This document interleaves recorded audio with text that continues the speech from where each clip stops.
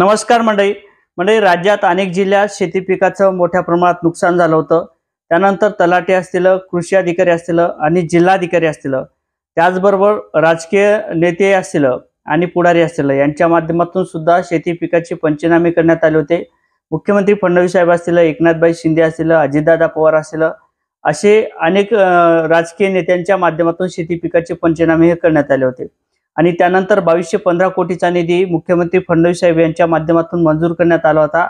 त्याचबरोबर अनेक शेतकऱ्यांसाठी जे काही देवस्थान असतील ते सुद्धा पुढे आले होते. पतसंस्था सुद्धा मोठ्या प्रमाणात पुढे आल्या होत्या आणि त्यांच्या माध्यमातून जे काही निधी होता तो सुद्धा राज्य सरकारच्या तिजोरीत टाकण्यात आला होता. आणि त्यानंतर आता अखेर नुकसान भरपाईच्या केवायसी ह्या पूर्ण झालेल्या आहेत.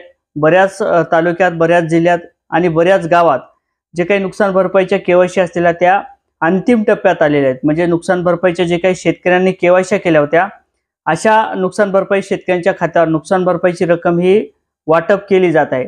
आता साधारण कोणकोणत्या जिल्ह्यात हे पैसे वाटप केले जात आहेत, त्याचबरोबर हेक्टरी अनुदानाची रक्कम किती वाटप केली जाणार आहे, जर 70% नुकसान झालं असेल, 60% नुकसान झालं असेल किंवा 100% नुकसान झालं असेल तर त्या शेतकऱ्यांना नुकसान भरपाईची रक्कम ही किती वाटप केली जात आहे या संदर्भात आपण थोडक्यात आणि सविस्तर माहिती या व्हिडिओच्या माध्यमातून, चॅनलच्या माध्यमातून समजून घेण्याचा प्रयत्न करणार आहोत.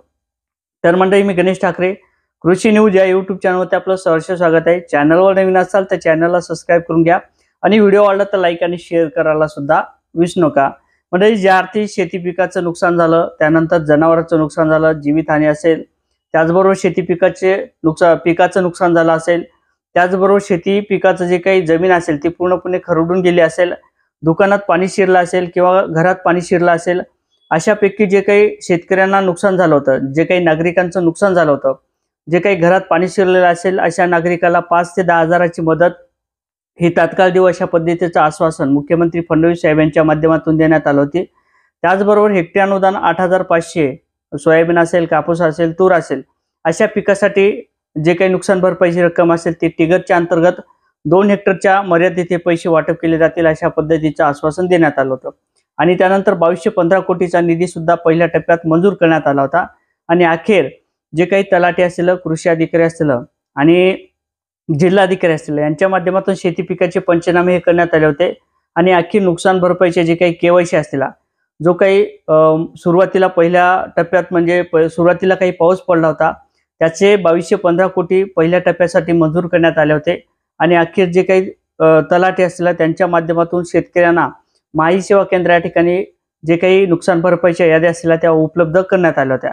आणि यापैकी हिंगोली जिल्हा असेल, लातूर असेल, छत्रपती संभाजीनगर असेल, बीड असेल, त्याचबरोबर नागपूर असेल, अकोला असेल, जे काही 29 जिल्हे नुकसान भरपाईसाठी पात्र केले होते. म्हणजेच परभणी असेल, नांदेड असेल, त्याचबरोबर धाराशिव असेल, त्यानंतर नागपूरचा, यवतमाळचा भाग असेल, अनेक जिल्ह्यात शेती पिकाचं नुकसान झालं होतं. जे काही जिल्हे पात्र केले होते त्याच्या याद्या आपण मागच्या व्हिडिओमध्ये बघितलेल्याच आहेत. आणि जे काही 29 जिल्हे पात्र केले होते अशा जिल्ह्यात नुकसान भरपाईच्या केवायसी या माई सेवा केंद्र या ठिकाणी उपलब्ध करून देण्यात आलेल्या आहे.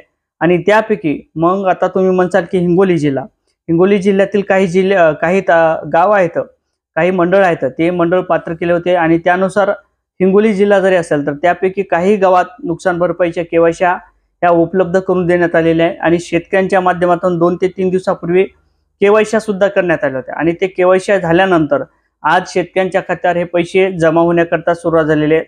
आणि जे काही नुकसान भरपाईचे केवायसी बाकी आहेत, म्हणजे जे काही माई सेवा केंद्र या ठिकाणी आपण केवायसी करायला गेला असताना त्या ठिकाणी सध्या ती काही वेबसाईट असेल ती बंद आहे, कारण तर तात्पुरत्या स्वरूपाची ती केवायसी सध्या बंद करण्यात आलेली आहे. आणि त्यानंतर जे काही वेबसाईट असेल ती वेबसाईट सुरू झाल्यानंतर उर्वरित जे काही शेतकरी असतील त्यांच्या देखील शेतकऱ्यांच्या केवायसी झाल्यानंतर ते सुद्धा पैसे हे जमा केले जाणार आहेत.